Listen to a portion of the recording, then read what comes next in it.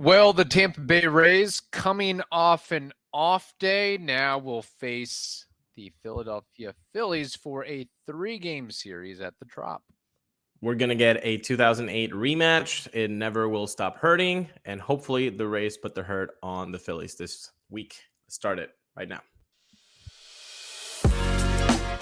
You are Locked On Rays, your daily Tampa Bay Rays podcast. Part of the Locked On Podcast Network, your team every day. Hello, my name is Kevin Weiss. I'm Ulises Sambrano. And we're the host of the Locked On Rays podcast, part of the Locked On Podcast Network. Thank you for making us your very first listen every day. Check out and subscribe to our YouTube channel at Locked On Rays. You can also find us on Twitter and Instagram at Locked On Rays. And we are always taking your mailbag questions, lockedonrays@gmail.com.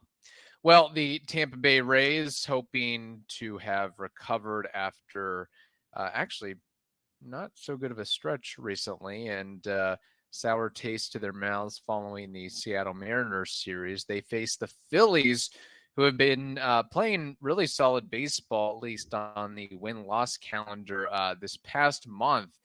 Went 18-8 and are right in the thick of the NL wild card chase. So you have the Phillies, who are playing with confidence and winning baseball, and the Rays are sort of tethered in a little bit of an opposite direction. So it would be really nice to see the Rays get back on track against the Phillies, and then after that, the Braves before going into the All-Star break. I think it's pretty apparent that you want to go into an extended break with some good vibes and some good mood. Most definitely. Yes, you definitely want that. I'm going to play.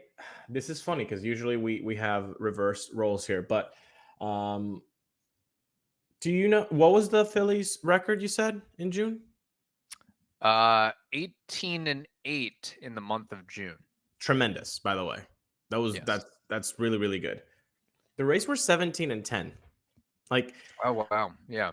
I'm saying this because I think Rays fans, all of us, have this warped perception this year because they were so bleeping good that yes, the play on the field has definitely not been as crisp as it once was, but the problem is we're comparing it to a team that could have not lost, that would have swept the 27 Yankees, to be completely fair and frank.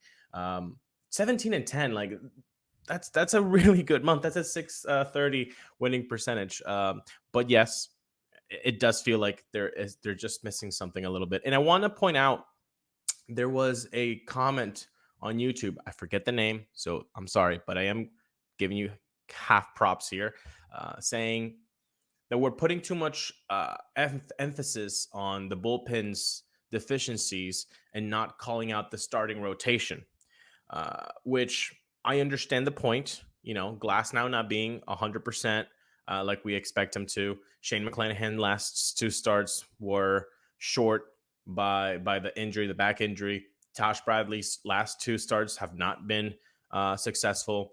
Yanni has been unstable, like a really good 6 innings after a bulk, really bad 4 or 5 innings if he starts. So I get his point, but I think when we're talking about the differences between the starting and the bullpen, at least for me, is that the bullpen has been an issue the whole season, the larger sample size, and then the starting rotation recently has become kind of an issue, which is small sample size.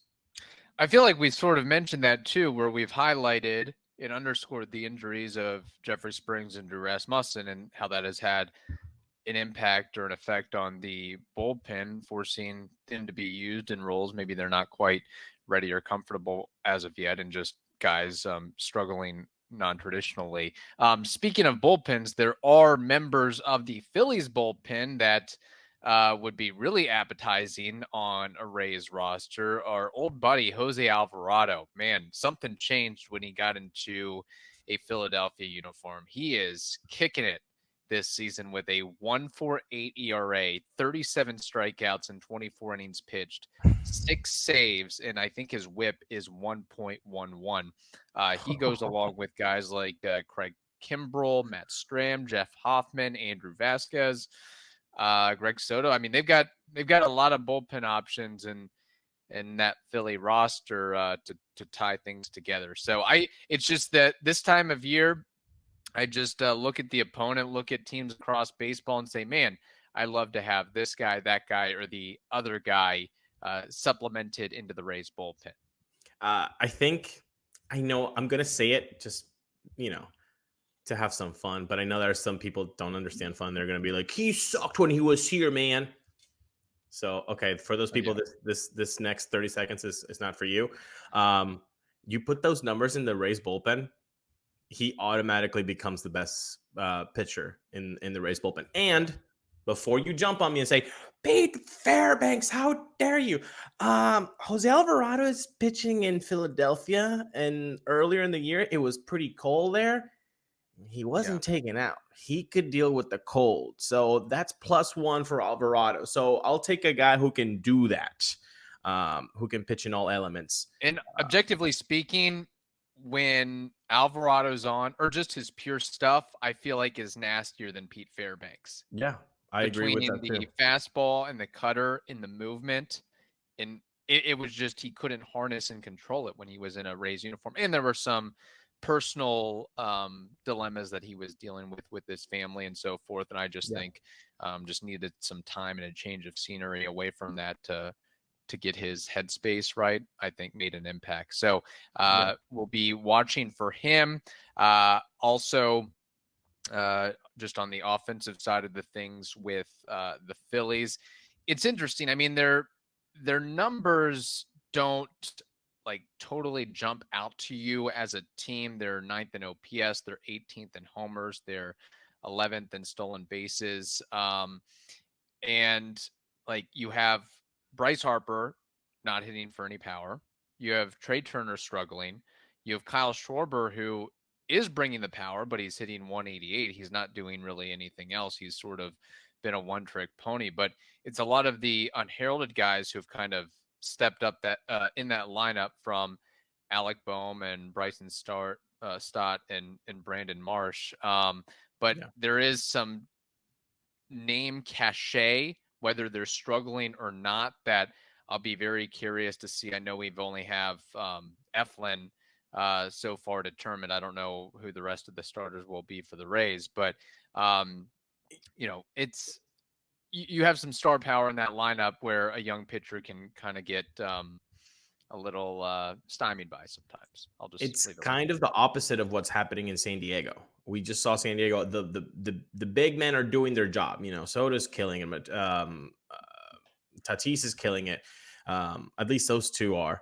And with the Phillies, it's the unheralded guys that are putting the hurt. Which honestly, if you're a Philly fan or a San Diego Padres fan, I think you're way happier with this type of offensive issues, because you know that the star guys should eventually heat up, and they're already above 500. I know that their division is lost because it's the Braves, and that's just completely gone out the window. But the wild card is definitely there. So this is a good team.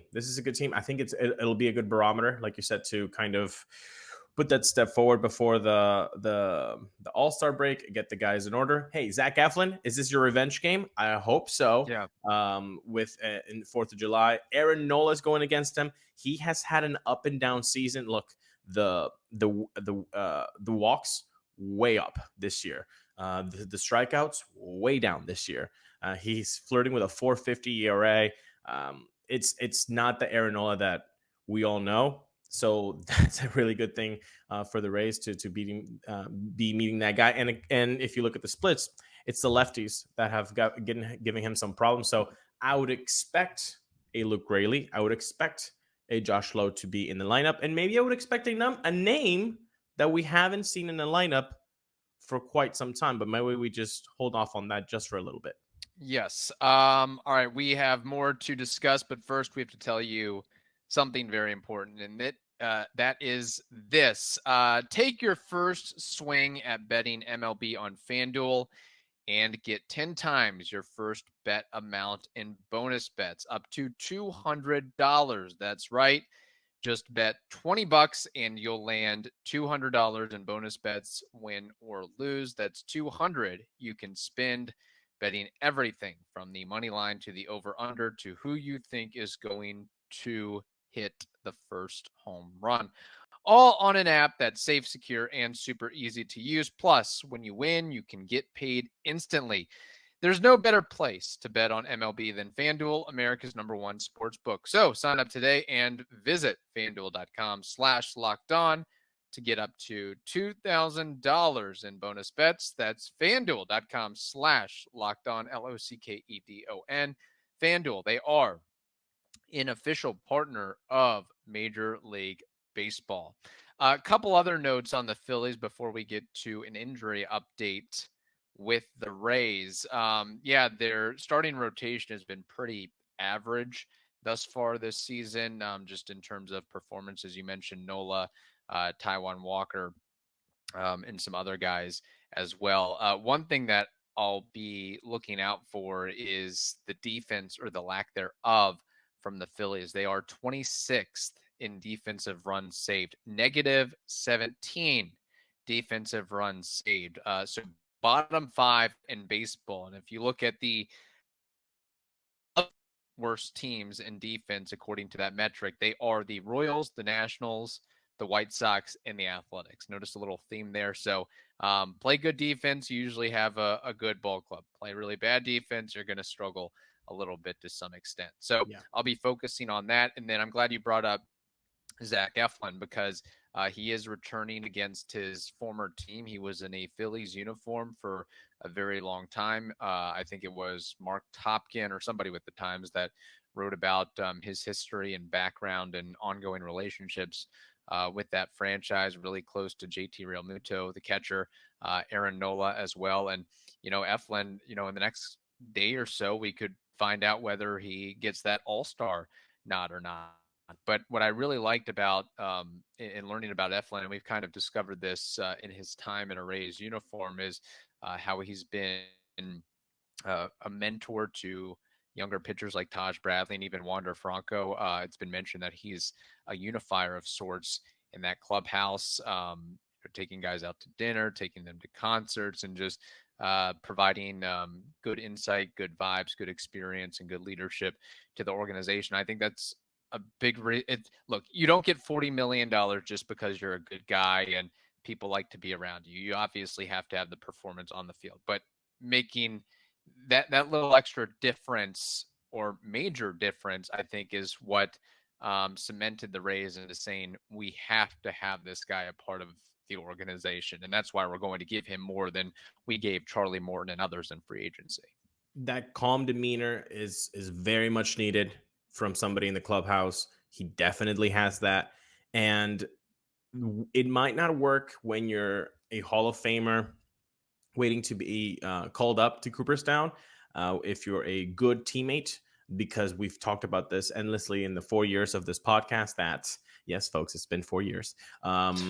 We've talked about how when you're in the Hall of Fame, it seems like the integrity clause is never really used positively. Like, hey, this guy was a really good teammate and he only has, let's say whatever, he's just a little bit shy. Doesn't that integrity clause push him up because he was a great teammate, great guy? It doesn't work that way with the Hall of Fame. But I do think it does work like that when you're a free agent. When you're a free agent and people have talked about how good of a teammate you are, or maybe how not so good of a teammate you are, it can really, decrease your value financially. And I think that's why the Rays felt so comfortable matching that Red Sox offer. Let's not forget, the Red Sox offered the same deal to Zach Eflin first than the Rays. The Rays were below that. And then Zach Eflin told the Rays, hey, this is the offer from the Red Sox. If you match it, I'm going to go with you. They did, and he did.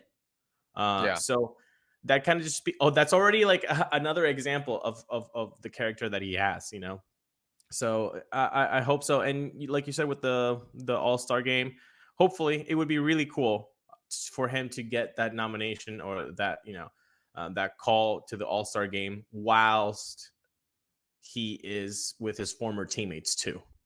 For a JT to congratulate him face to face, and Aaron Nola. Like that would be a really cool thing for Zach Eflin to experience as well. Yeah, and I think with Eflin, it was a really smart move for him to come to Tampa Bay, just based on his family history. His dad works at UCF. He's got deep ties to the Orlando area, and there's something about Zach Eflin in the sense of you played for the Phillies organization with all that pressure, and they weren't all that successful in his time in that uniform, and him dealing with injuries, and him still having a positive enough outlook and impact in that clubhouse, and not being a woe is me, I don't give a crap anymore. Like him still maintaining that ambiance and that attitude of his, I think it's just carries over and means something, where it's like when times are the worst for you and you still have this approach, okay, Yeah. we know this is a guy that we can count on and secure in a Rays uniform. So that's good to know. It's funny you mentioned it. Yes, we've been doing this podcast for 4 years, since 2019.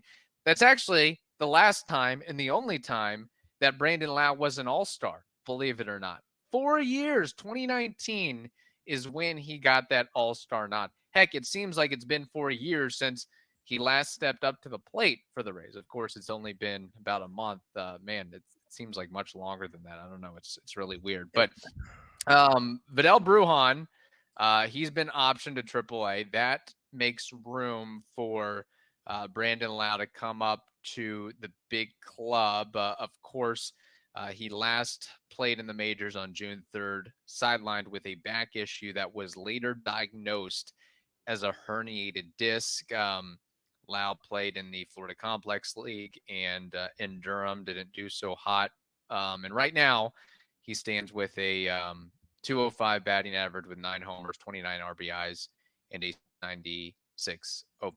So, Ulises, with Brandon Lowe back in a Rays uniform, what are your expectations for him for the rest of the year, or at the very least going into the All-Star break?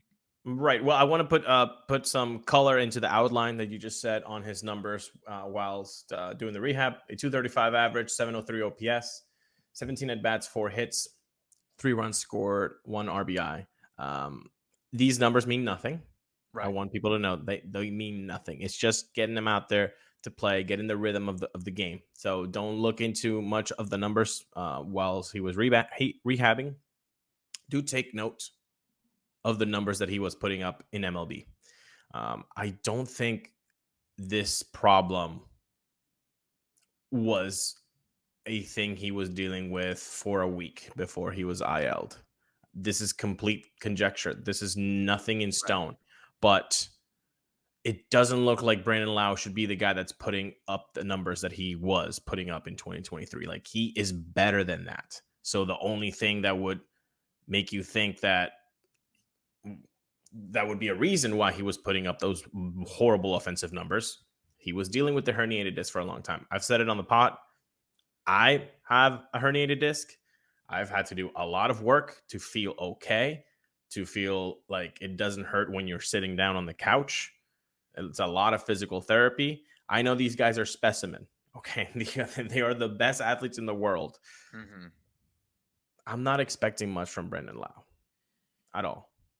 I'm honestly, the most I'm expecting is that his name elongates the lineup, and the people sandwiched between him and the lineup are going to get maybe a couple better pitches than they have while he was out on the IL. He's basically a decoy to help other guys because of his reputation in prior years. That's what my expectations are. If anything above that, it will be cherry on top. But if you're on the camp that says Brandon Lowe is back, oh boy, we're just going to just dominate once again. Oh, you guys cannot wait for the.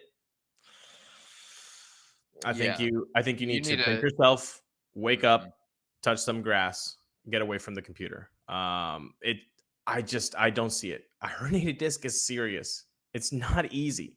And so I can't see this guy popping, 20 home runs as he's back, 15, 10, 5, I don't see it. I don't see it. This is not the same guy that hit 39 home runs in 2021. This is not the same guy that should have been an all-star in 2021. And then we're going to have that uncomfortable talk, Kevin, of how Trading long Vidal Bruján? Oh, sorry. has Vidal Bruján become our Clint Frazier in trade talks now? Like, I guess so. Or he's become our G-Man Choyev. He's still on the roster, and we talk about, or he's still in the Rays organization. It's like, how? Which I understand how, but it's just, I'm kind of wavering on this. Like, I don't know what, if anything, you can get for Vidal Bruján in the market right now. So maybe it's just running out the string on him, and maybe he figures out a year, 2 years, 3 years from now, or at least he's, a versatile piece that you can kind of vacillate between AAA and the big league clubs. I think Vidal Bruján could get you a high ceiling A pitcher from the minors. Somebody that a lottery ticket. But going back to Brandon Lowe, I just want to say it's going to be there's going to be at that time where we're going to have that uncomfortable situation of having to ask. It's 2024. He hasn't been really good for 2 years now. What can you expect from him? Yeah, that's really fair. And I guess for the rest of this season, so question, does he get to 100 games this year? He's played 50. Ooh. So from now until the very last game of the regular season, does he get 50 more under his belt? Let me do some quick math here, because the Rays have played 87 games, which means that they have 75 games left. So he would need to play 50 out of 75. 50 out of 75 would be 67%. And he has played 60% of the games when he was there. I'm going to say no. Okay, that's fair. He's kind of got that Kevin Kiermaier injury stench on him. He's starting to foster that a little bit. That's what I'm saying, Kev. That's what I'm saying. Like, we can't just he was an all-star in 2019. He was the MVP in 2020. My goodness, you guys remember how he carried that offense in 2020 in that short season? He was a monster. 2021, my goodness, what can you say about a guy who's playing second base who's hitting 40 dingers? Like, hello, yeah, sign me up for that. But it's been 2 years now. Mm-hmm. You can't just. How long? Like, there has to be a line for everybody. Maybe that line for Joe Schmo is like, no, you haven't done anything for me for a month. Whatever, I'm out. That's a Yankee fan. Right there. Well, Yankee fans are usually like a day, but there's a line for everybody. And in Rays fandom, there's going to be a line for everybody that has been way too past removed from the present. His 2021, his 2020, his 2019. When is that? Is that line coming up for you? Coming up soon, Kevin? Like, or do you still? I want to see what he does the rest of the season, but I'm with you on the sense of I'm not too confident that he's going to be able to deliver in a way that I think the fan base or people out there expect him to deliver. He's going to get a heavy dose, I would imagine, of breaking balls and off speed. I mean, you could throw him a watermelon size breaking ball, he still would probably swing and miss, or he was doing that earlier on this season.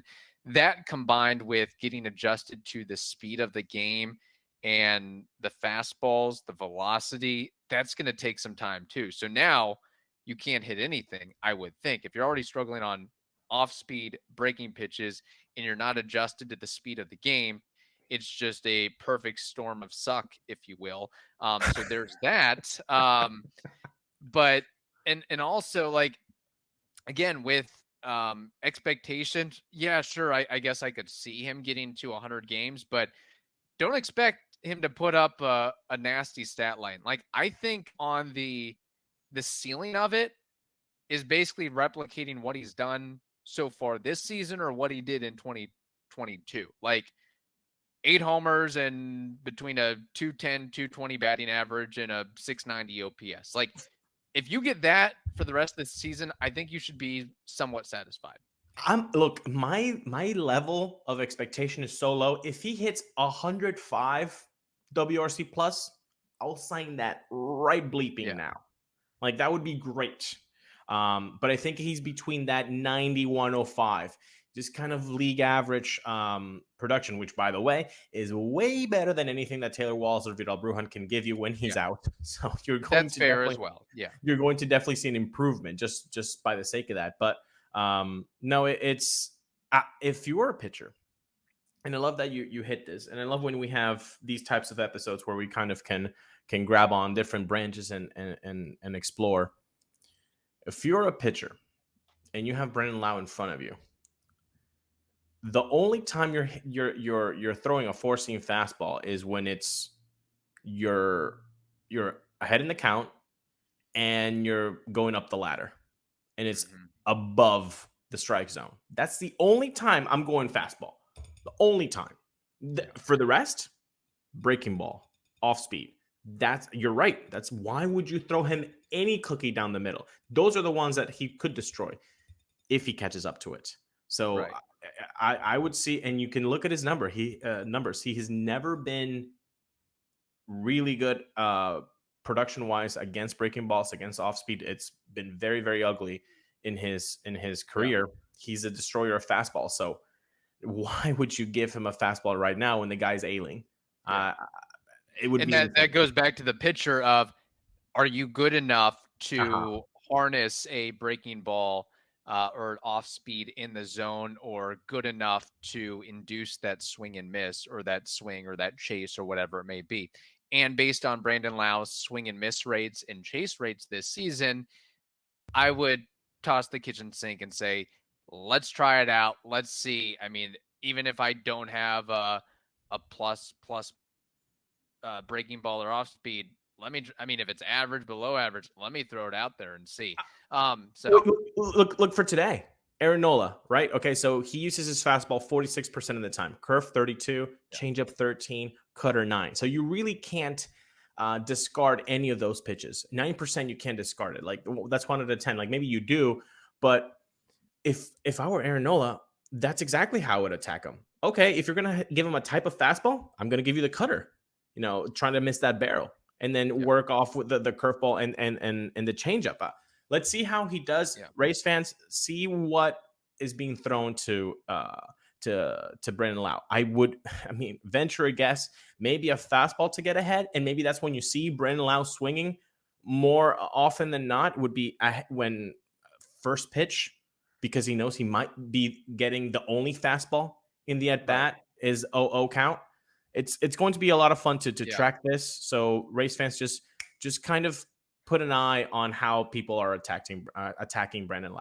Yeah, after that first pitch, if I'm Brandon Lowe, I'm being patient. Try to draw those walks while you get up to the speed of the game. And with Brandon Lowe, I'd rather see him in the lineup than not out of the lineup, because I think, like you mentioned, it should elevate the performance of other guys surrounding him in the lineup. I'll really be curious to see if the numbers uptick for some of those other guys, just because of the danger factor and the name recognition that he provides, especially compared to Vidal Bruján and Taylor Walls. But with Brandon Lowe, we've also seen this. As good as he's been in a Rays uniform when healthy, we have seen some of the worst swings that you'll ever see from any major league player, or maybe even a minor league player at that, have been from Brandon Lowe. Like, god awful, like missed it by a foot and a half. It was like as if Willie Adames was back at the Trop sometimes. Like, oh my goodness, that fooled you big time. So I want to hear from the people on YouTube. Write it down in the comments, not the live chat, the comments, what you expect from Brandon Lowe. If you expect 5 home runs, or you expect a batting average, or if you expect a WRC plus, like, just give us something that you're expecting. Whatever. If you're a negative person, it's going to be negative. If you're a very positive person, I might see somebody saying 15 home runs, which, I'm not in that camp. Yeah. But we might do that. Now, I know we're running long, but I do want to ask you this. You are going to the July 4th game. Kevin, is there anything that you are looking forward while you're at the Trop signing autographs for the millions of people? I'm looking for a Rays win and to hopefully find some affordable daddy sodas. I don't know if there's any beer specials or anything of that sort or nature, but or if you're out there, I think I'm in section 215. Oh, those are nice So with if the anybody TV. wants to give me or buy me a brewski, Oh my God. I'd be on board with that. So Is that the ones with the TV, right? Yeah, 215. Yeah, that's nice. I believe so. Yeah, we one of our buddies who works in the Rays organization hooked us up with discounted tickets, although you get the stupid convenience fee and service charge, and then you add in the parking factor and it doesn't become so cheap. But yeah, I'm just looking for a good back and forth, see a couple home runs. I'm looking for a big crowd too. I think it's going to be a Yeah, big 4th of July crowd should be good. Phillies in town. Yeah. So, I just want to see a good ball game and enjoy a beer and relax a little bit. That's all I'm I asking. like it. I like it. Let's hope for that Rays W, people. All right, there we go. Hope you all have a wonderful day. Stay safe, and we will talk to you tomorrow.